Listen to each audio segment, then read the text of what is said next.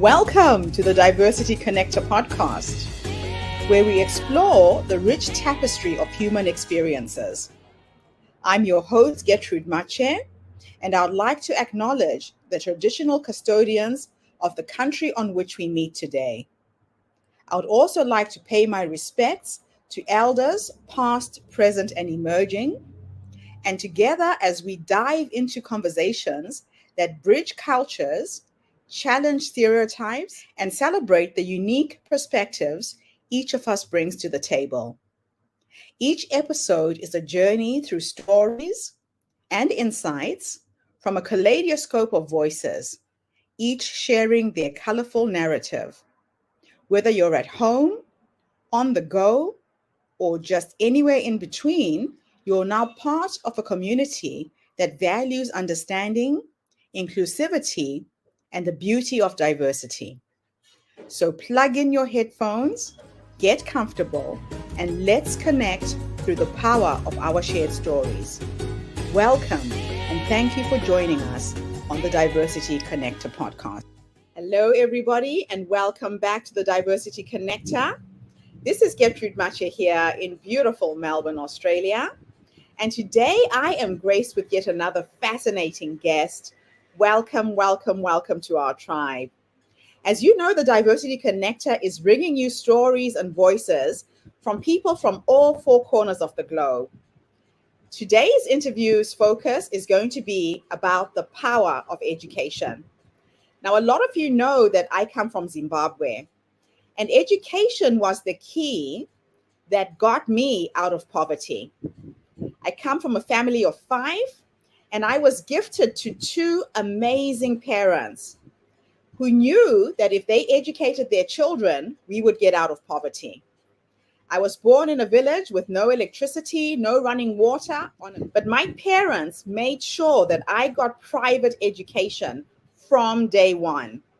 It wasn't because they were rich, but they were rich in how they thought about how they could change our lives. So from the age of 6, my mother taught me how to use my hands. I was taught how to knit, how to sew, how to crochet, and make things to sell to make money for my own school fees.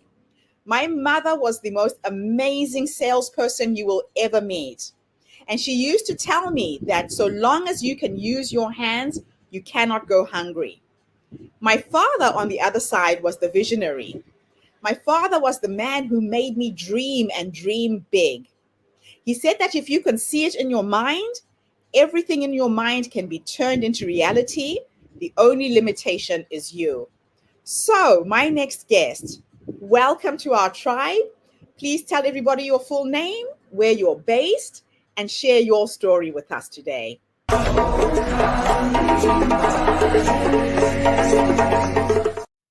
Hello, well, I'm Dr. Amber Williams, and I'm the Vice Provost for Student Success at the University of Tennessee in beautiful Knoxville, Tennessee. I am originally from Kansas, though, from Wichita, Kansas, part of the Midwest in the United States, and lived there, grew up there, and am a child of 2 beautiful parents who also grew up in the Midwest as well. My mom was an attorney, and my dad was actually an NFL football player, retired early in his career, and ended up being a counselor in the Midwest as well. So I went to the University of Kansas for my undergraduate degree, then started working at the University of Kansas in higher education, then went pretty quickly to the University of Nebraska, spent about 16 years there, moving my way up in higher education there, got my master's and doctorate degree while working full time. And 4 years ago, I came to Knoxville and have the privilege of being the inaugural Vice Chancellor or Vice Provost for Student Success at the university. So I'm so grateful to be here today and grateful to have this conversation with you to talk about the power of education. Your story is just amazing. Wonderful to hear all the wonderful characteristics that your parents instilled in you and are still vivid today. So can you share your journey in higher education leading to your expertise in student success and enrollment and management?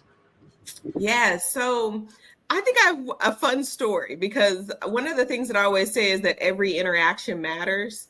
meaning that you don't know what's going to happen in a person's life. And there's these sometimes very small, powerful moments that make a big deal. And so for me, when I was an undergraduate student at the University of Kansas, I was looking for a part-time job. This was back in the day when they had job boards. So I was up on the wall looking for a job, and a woman comes out and she starts chatting with me. And I was probably 20 years old, so I was a little spicier than I am today. But she starts chatting with me. In my mind, I'm like, why is she talking to me and asking me all these questions? But she was asking me all these questions about what I wanted to do with my life and how I was going to get there. And I just was so taken back. Well, come to find out, she was the director. Her name is Dr. Gail Rooney. She was the director of the Career Services Center. And she asked me all those questions because it ended up at the end of that brief conversation of me at the job board, she ended up saying, hey, Amber, do you want to apply for my event internship? Why, yes, I do. And so I ended up working for her in the Career Center for 1.5 years. And wow, she was so pivotal to my career. And she's the one who introduced me to higher education. I didn't even know there were jobs in higher ed, to be honest with you. I mean, I saw people on campus, but I hadn't really connected the two. And she's the one that said, you know, Amber, have you ever thought about working in admissions? And I said, well, what is admissions? She explained it to me, and I said, sure, I'll go over there. So I went over, applied for an admissions counselor role, which is the role that recruits all over the state of Kansas. And I recruited across the country, and I loved it. I mean, I loved everything about it. I think that what I loved so much about it was that I had the opportunity to be creative, get to meet people, connect with people, but the job also really pulled in a lot of data driven, like being strategic. And those are my strengths, is really connecting with people as well as being strategically driven by data. And so the two together, I just enjoyed it. And that's how I fell into higher education, was through Dr. Rooney introducing it to me. How do you incorporate diversity and inclusion principles in your strategies for enrollment and student recruitment?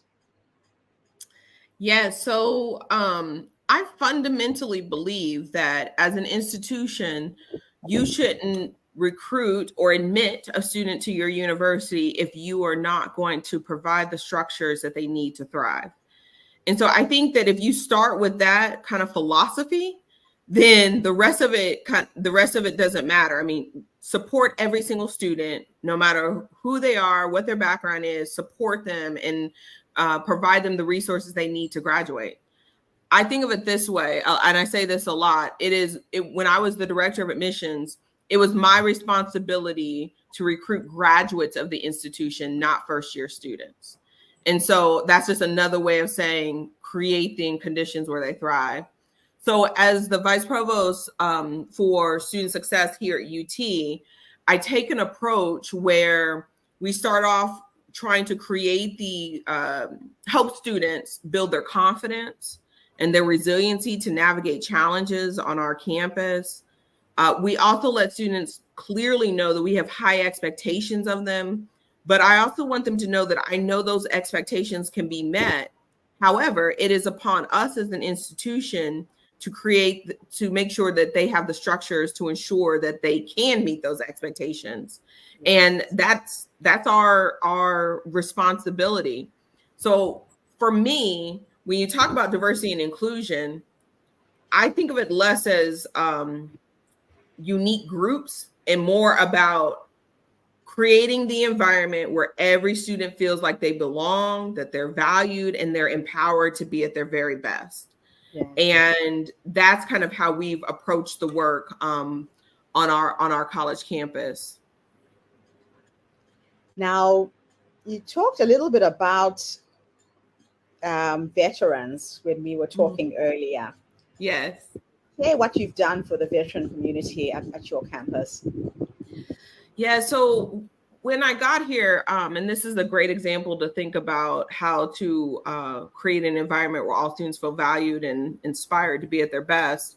When I got here, I sat down and met with veterans because we were looking at our data and we noticed that our veterans were not being retained at the levels that we thought they should. I mean, the reality is veterans come to our college campuses with so much experience and leadership and resiliency. And so to see that our veterans weren't staying on our campus was heartbreaking.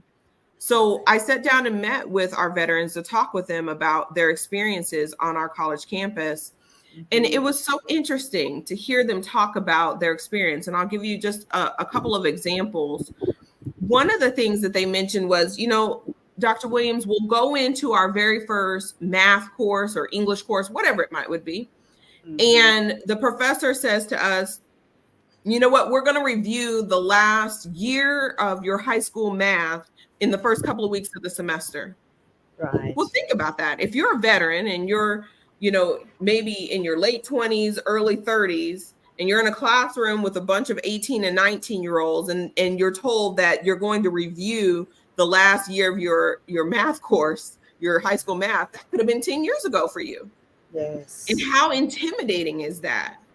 And you automatically, they will start to have some imposter syndrome, like, I don't belong here. This isn't the place for me.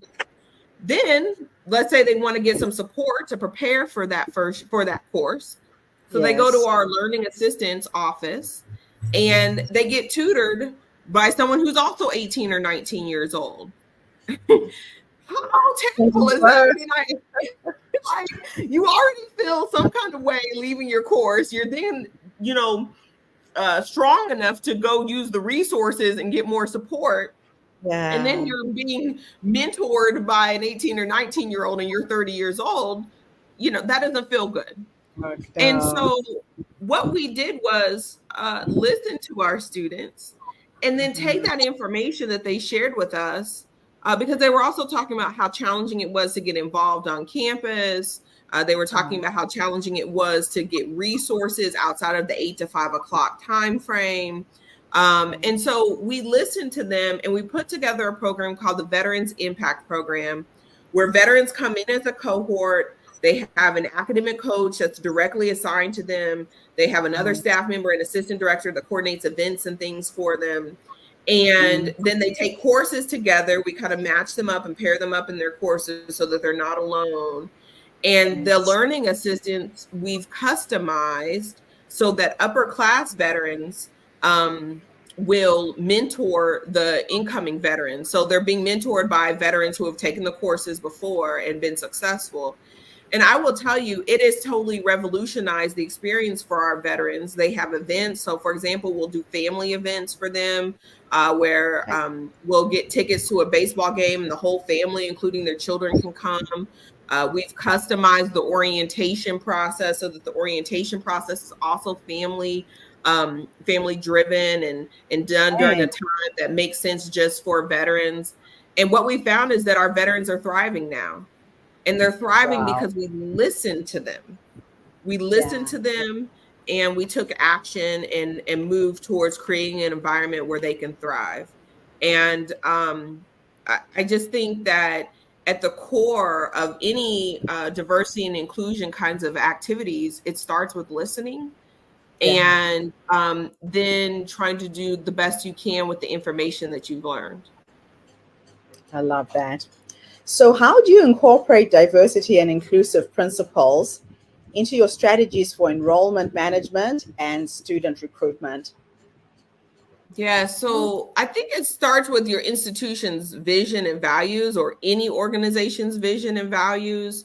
And without the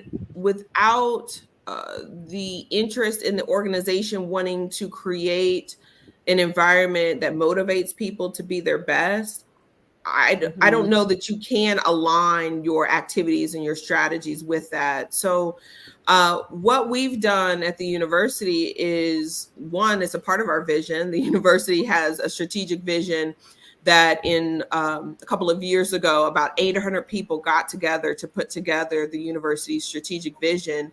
And one of the focuses in that strategic vision is called creating the volunteer experience.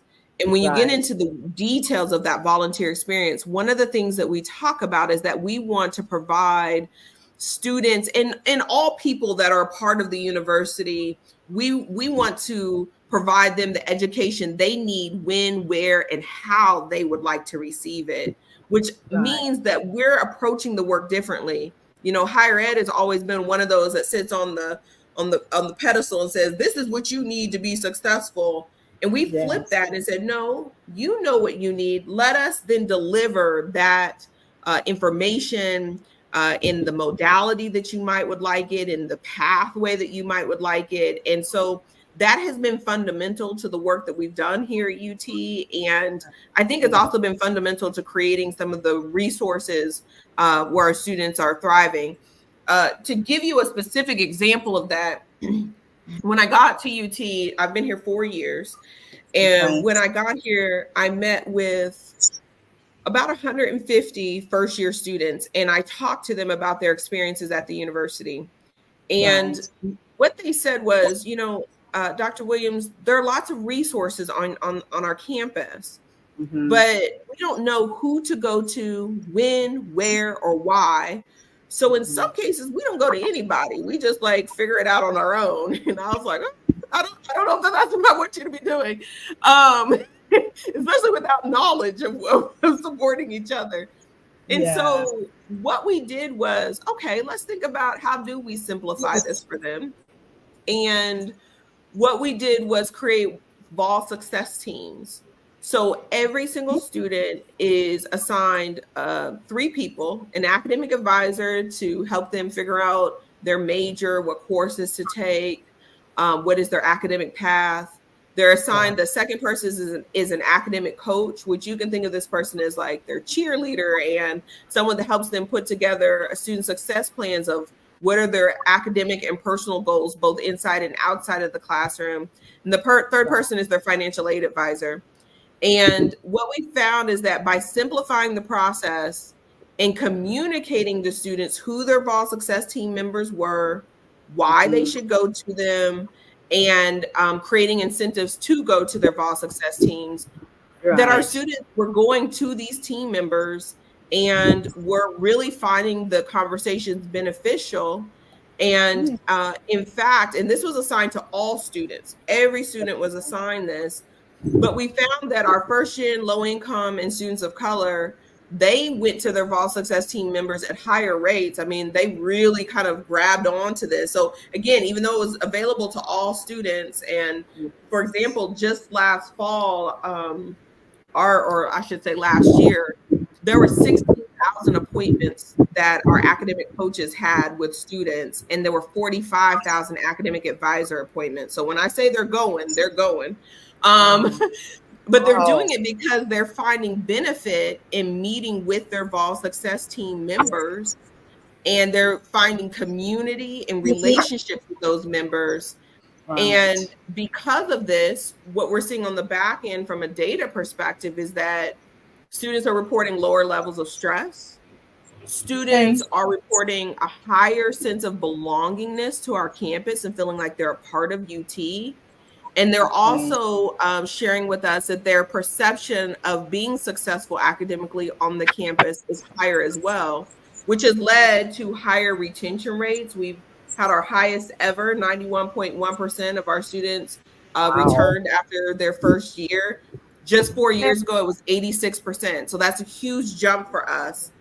And that's primarily happened by us creating the volunteer experience, right? It's from creating a structure where we meet with our students, we talk to them, understand what they need, and then the coach and the Vol success team is creating the pathways to make that happen. And in particular, like I said, our marginalized groups have really just connected with these Vol success team members and have used them at really high levels. And it has a lot to do with why our retention and graduation rates have increased so dramatically. So what innovative approaches have you developed or implemented to foster success for first generation and low income students? Yeah, so we have found by looking at our data that first generation students, well, let me actually first back up.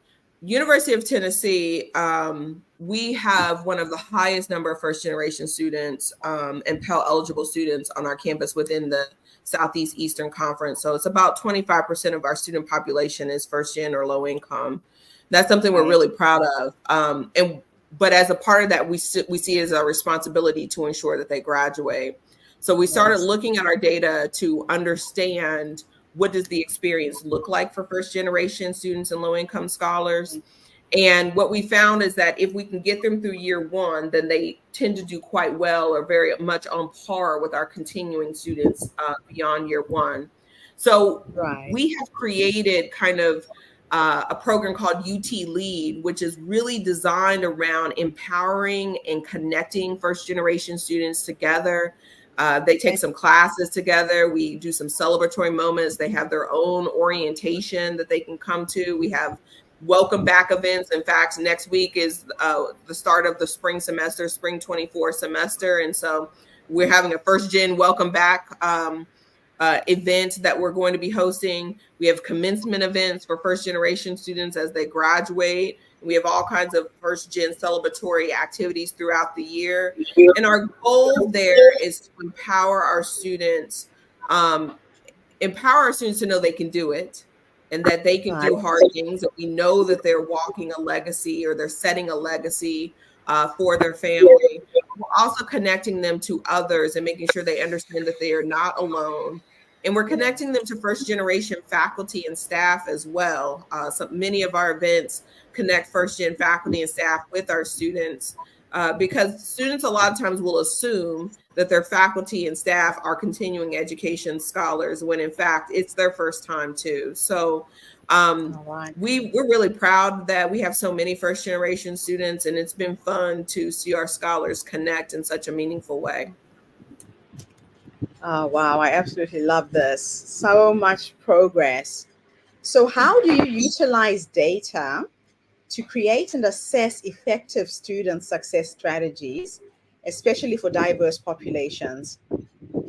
So I'm a pretty data-driven person. You've heard me drop different pieces of data along the way. I believe in quantitative and qualitative data to support any work that you're doing. And we have really invested in the infrastructure in order to support that sort of data assessment. As our retention rates have gone up and our graduation rates have gone up, one of the big reasons that has happened is that we created a program called UT Success Academy, which was originally designed to support and empower Black and Hispanic men. And the reason we started looking at this program is that we wanted to increase our retention rates. And one area where we had the most opportunity for growth and enhancement was with Black and Hispanic men. So we did a survey to our current students, and asked them about their experiences at UT. There was about 200 or so scholars that responded to our survey. And they told us a couple of things. They said that they didn't feel like they had the confidence to thrive at UT. They told us that they hadn't built the community that they thought they would build on the campus. And then the third was some financial things that the scholars, financially were struggling. Okay. So when we saw that data, it was a good starting point for us. And we started to look into some financial aid data, for example. And to be honest with you, we were struggling with what we were looking at through the university's lens of financial aid, of paying tuition, fees, room and board. And from what we could see, while there were some scholars who had some financial challenges at the macro level, we didn't see huge financial challenges within this population. So we started to talk with the students directly, and we had these little focus groups. Do you know that their financial challenges were completely different than what we thought? While there were some scholars who were struggling to pay tuition and fees, and there were some things we needed to work on there was a good chunk of them that they were choosing to live further away from campus to get cheaper housing or less expensive housing. And then since they were living further away from campus, that was then impacting their ability to come to campus, to go to class, and to go to their student organizations, which in turn, of course, impacts their sense of belongingness and impacts their confidence to thrive in the classroom, right? So had we not talked to them we would have assumed something completely different. Yes. And That's because isn't fascinating. it fascinating? Like just literally sitting and talking to them. And what we learned is that because they didn't have the mentorship that they needed on campus, they were making these decisions in a bubble and not realizing the impact and how it's affecting their ability to do well on our campus. Okay. So, Okay. long story short, what we decided to do was to create a program for students. It's a 4-year program, and the reason we did 4 years for this program is because the population, unlike first gen students that was continuing to thrive if they made it past year one, that is not the case for Black and Hispanic men, and their graduation rates were just going down, down, down. And so we did a 4-year program for them. We're in year 3 of the pilot. And I will tell you, by creating this community, they take a few classes together. They have staff that support them. They have their Vol Success team that's a little customized team. They have lots of events and things going on. Right. By investing in this program, they are being retained at higher levels than the general population. Last year, so the campus was 91%, they were 93%. Wow. We're on target to hopefully have almost 80% of them graduate. Prior to the program is a 49% graduation rate, and we're close to 80% now. Again, we got one more year, so I got fingers crossed I get them through this last year. But my point is, it goes back to being data driven, but also listening. And then acting on what they say they need. And so we built the program based on their voices and aligning that with best practices, but it's still based on their thoughts.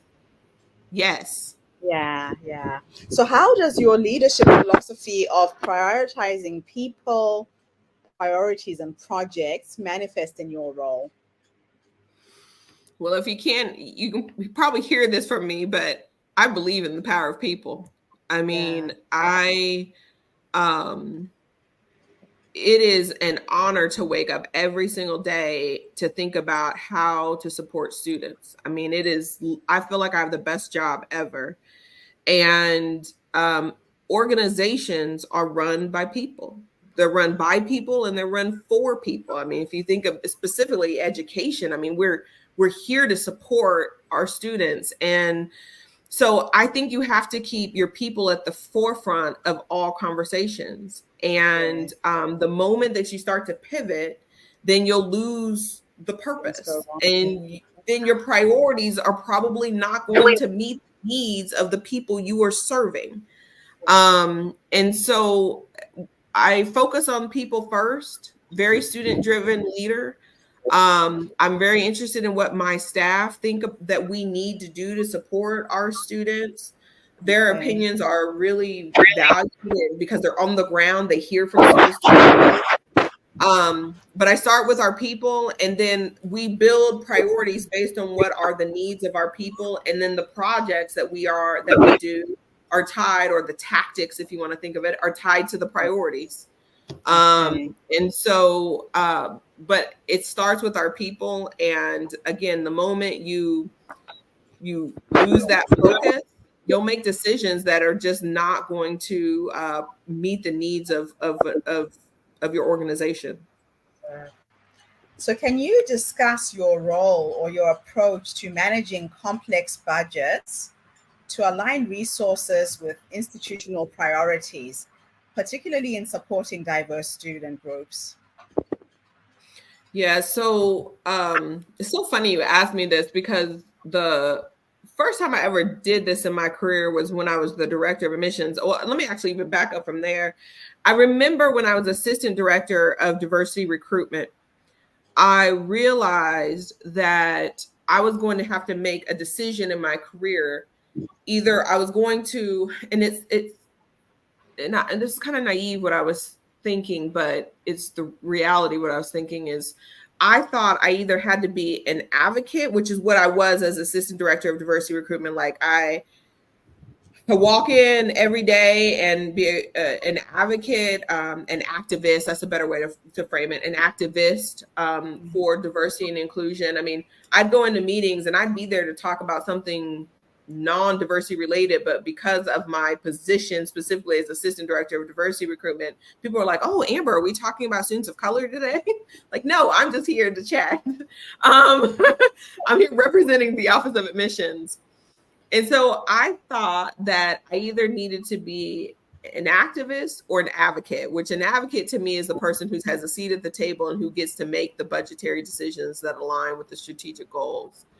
And I remember early in my career trying to decide which was I going to be because I was passionate about both. And I decided that I wanted to be the advocate and I wanted a seat at the table. And I felt like if there were going to be changes and if we really were going to empower every single person, that there was going to need to be leadership that had that at the forefront of their mind.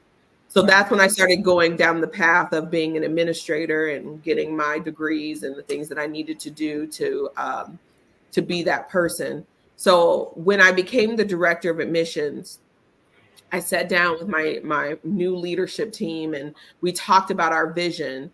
And we were adamant that one of our goals was going to be create pathways for everyone to find a place at our university, at that university. And our decisions aligned with that.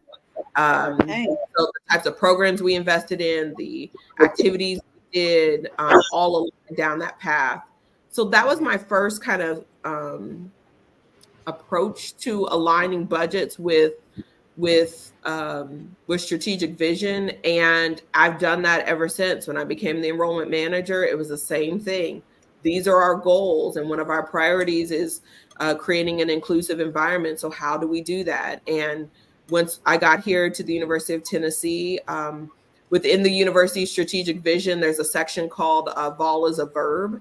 And that means vol is a verb, like as a volunteer, it is our responsibility to create the environment where people feel like they're cared for and they're loved and they're valued. And so, again, as we have that strategic goal there, then we're aligning activities and creating these experiences for all of our students to feel like that they belong and that they matter on our campus. So I think the strategic vision has to state what's important to you. And a really strong leader will align how they spend their money with that strategic vision. Okay. So what are some examples of complicated transformational changes that you've led, and how have they impacted diversity and inclusive initiatives? Yes. I mean, I think I've alluded to all of them and some of the things that I've mentioned here today, but you know, I was the inaugural Vice Provost here at UT. And so that comes with lots of opportunities and many challenges, and also doing it in the midst of a global pandemic was hard. I'm not going to sugarcoat it. Having said that the disruption of the pandemic allowed us to really focus in on those values that I talked about earlier, and to do what we needed rapidly to support our students. So all these changes that I've mentioned, whether it's the Veterans Impact Program, the Vol Success Teams for every single student. I mean, we have 35,000 students on our campus, and to have a Vol Success Team for every student, I mean, that's huge. I mean, that's just unheard of. To create the UT Success Academy, the UT Lead Program for first generation students, all that was done in the midst of a global pandemic. But how we were able to do it is because of the vision. We were all bought into the idea that our students are our first priority. And the best way I can say we did this is that it was a group of us. So while I was a leader and a facilitator of this, there were lots of people who were walking with me, marching with me, empowered with me to ensure that we were able to do this. And it all started with the strategic vision, but we also had a group of 52 people 26 were faculty on our campus, 26 were staff members, and we got together bi-weekly, really working through what we wanted this volunteer experience to look like. And the passion and ideas from each of these 52 people is why we were able to deliver on such an impactful transformational experience for our students.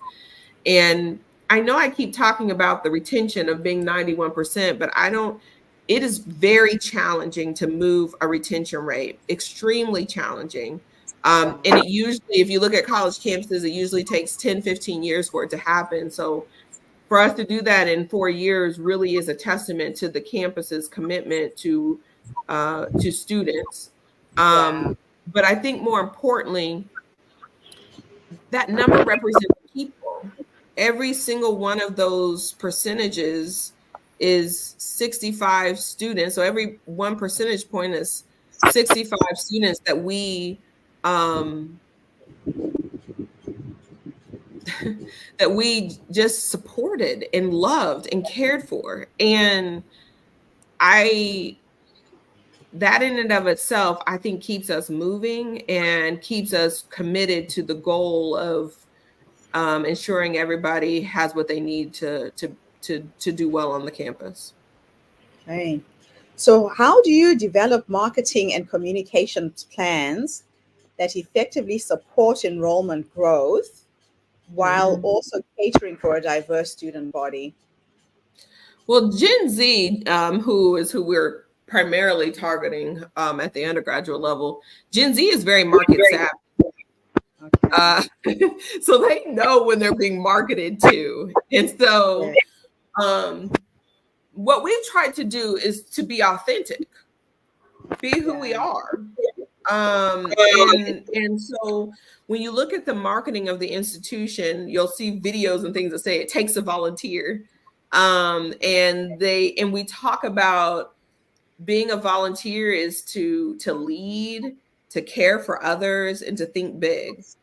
And so I think about all that we've done in this short period of time, and it's all been about creating and empowering leaders, caring for yourself and those around you, and thinking outside of the box and thinking big. And so I think it's less about marketing and more about the culture you create on your campus. And that culture needs to clearly articulate who you are as a campus. And honestly, our students, each and every day, the experiences they have, that's the best marketing tool we have. So while we'll do the commercials and the Instagram posts and all those things, I mean, that's really, to me, is just, it has to be connected to an authentic experience that our students have. And the more we can build that, the better off we are. And your students will be your biggest advocates as well. Yes, they are. So how do you find gratification in collaborating across different groups within the university to achieve institutional goals, especially in terms of fostering diversity and inclusion? So universities are historically have been silos. I mean, everything's kind of done in its own little bucket. And I think the best part about my role is that it is in the middle of everything. So, when you think about the well-being of a student, there's their academic well-being, their financial well-being, their mental and physical health, their ability to build community on the campus. And so if you want a student to succeed, you have to think of all those areas, which means you have to start to eliminate the barriers between those areas and really work together. So that example I gave earlier with the committee that we worked with of the 52 people, that was our ability to bring those barriers down and to bring people together. And by doing that, that is why we have been able to see the success that we've seen, because we've built synergistic relationships across, what normally would be relationships that didn't exist. And our students deserve that from us. And it's more challenging, and sometimes it takes longer to go and talk with someone from across in another office. But I always say when students, if a student leaves our institution and they have a negative experience, they're not going to say, you know, division of student life or division of, you know, academic affairs or whatever it is, Yeah. you know, screwed me. They're going to say the University of Tennessee screwed me. And so they don't care what office it is. And so we need to not care about what office it is and really focus on what matters, which is creating an impactful student experience. So I think the more we can do that, the better off we serve every single one of our students, but particularly marginalized groups who don't even understand the structure that we're talking about. So all these different offices and things, those structures don't even exist in their mind. And so the more you can eliminate that and just create a comprehensive experience, the better off you're going to be. Okay, so my last two questions for you are a bit of a time experiment. Okay. If I could teleport you into the past to go and have a conversation with that young woman who set out to change the world through education, if you could go back and give her 3 nuggets of wisdom based on what life has taught you up until this point, what would you say to her? I'm asking this question. One of your students picks up on this podcast, decides to follow a career in your path. What 3 nuggets of wisdom can you share? Okay. So as soon as you said that, the first thing that came to mind to me was, girl, be yourself. You have exactly what you need to be successful. Believe in who you are, and just show up and be yourself every single day. The second thing that I would say is to connect with mentors and sponsors. Mentors are people who are going to guide you, give you advice, and they're also going to give you tough advice, and be willing to hear that constructive feedback, because that constructive feedback will help you be better each and every day. And sponsors are the people, in my opinion, who you maybe don't talk to them all the time, but they're the person who's mentioning your name or mentioning your work in a room where you're not even present. They are opening up doors for you. They're having you, inviting you to speak at a conference or to speak at an event or something. So sponsors and mentors are really important to help build your capacity and to help build your social network. And then the third thing I'm going to say is to always stay relevant. Make sure that you're reading about higher education, you're understanding what students need, you understand what challenges faculty and staff are having on our college campuses. Make sure you understand the data, both qualitative and quantitative, that is out there.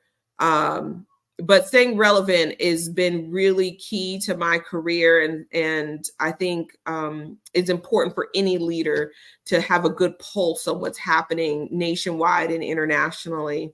So again, the 3 things I would say is be yourself. You can do hard things, like just trust who you are. 2, to make sure to connect with sponsors and mentors. And then 3, to stay as relevant as possible. Fantastic.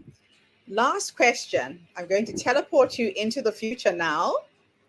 You are 90 years old and you're sitting in your rocking chair on your porch, surrounded by your children, your grandchildren, your great-grandchildren, your husband, your dogs, your cats.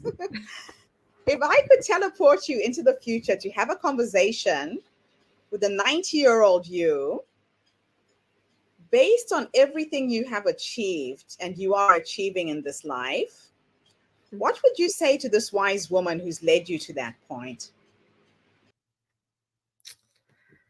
Oh man, you're going to make me tear up a little bit thinking about my family and things around me. You know, I would tell me, you did well. You did well. You supported the people around you. You empowered your children and others' children, other people's children, to be at their very best. And I hope at 90 years old that I'm able to reflect on all the lives that I've been able to positively impact, and have left a legacy of really amazing leaders behind me. So I don't know, like that's a hard question, but I guess at 90, I would just say to myself, you've done well. And in just continuing to encourage people to be at their best. I mean, that's been my goal in life, is empowering others. So I hope that that's what I'm able to say to myself. That is a beautiful way to end our interview. The reason why I ask this question a lot is a lot of women don't realize that the wise woman is already in us. That little voice that prompts you to take action, to go left, go right, make this decision, don't make that decision. We forget that she's in us, leading us into the future. So I pay a lot of time and I play a lot with my future self. If I'm trying to figure something out, I go into my meditation, my prayers, and I ask her, what is my next step? And then you wake up in the morning with these little knowings, these little, flashes of brilliance, and you think, where did that come from? But it's coming from us, right? Absolutely. Oh, that is beautiful. You've given me something to think a bit about, but I thank you for that reflection moment, because it was necessary. And I think you answered it really well, because you got emotional. You know why you're on this planet. You know why you're doing what you're doing. You know you're impacting on millions, generations of people's lives. And that's where that emotion came from. Yes. You are not doing a job. You are changing the world one student at a time. So thank you for your work. Thank you for your leadership, your vision, and your passion. It's been an absolute thank you. I'm actually tearing up myself sitting here. Thank you so much, Dr. Williams. This has been a fantastic interview. Thank you for having me, and thank you for what you're doing to empower so many women across the globe, and sharing your story with so many of us. And I look forward to seeing all that you will continue to accomplish. Thank you. And thank you to everybody who tuned in today. The Diversity Connector is a platform that connects you with brilliant minds, amazing stories every single day, celebrating our diversity. So tune in again tomorrow when I interview yet another amazing guest. In the meantime, have a fantastic day, morning, or evening, wherever you are in the world. And Dr. Williams, thank you again for the interview. Thank you. Bye for now, everybody. And that's a wrap, everybody, on today's episode of the Diversity Connector podcast. Thank you for tuning in and being part of our vibrant global conversation. My name is Gertrude Mache, and it's been an honor to share this space with you, where voices from all walks of life come together to weave a tapestry of diverse perspectives. Remember, every story you heard today is a thread in the rich fabric of our shared humanity. As you step into your world, carry these stories with you and let them inspire you to embrace and celebrate the rich diversity around us. Don't forget to subscribe, rate, and review our podcast to help us share these inspiring stories with more listeners. Follow us on social media by simply looking for the Diversity Connector podcast for more updates. Until then, keep connecting, keep learning, and keep celebrating the beauty of diversity. This is the Diversity Connector podcast, signing off. Stay curious, stay open, and stay connected.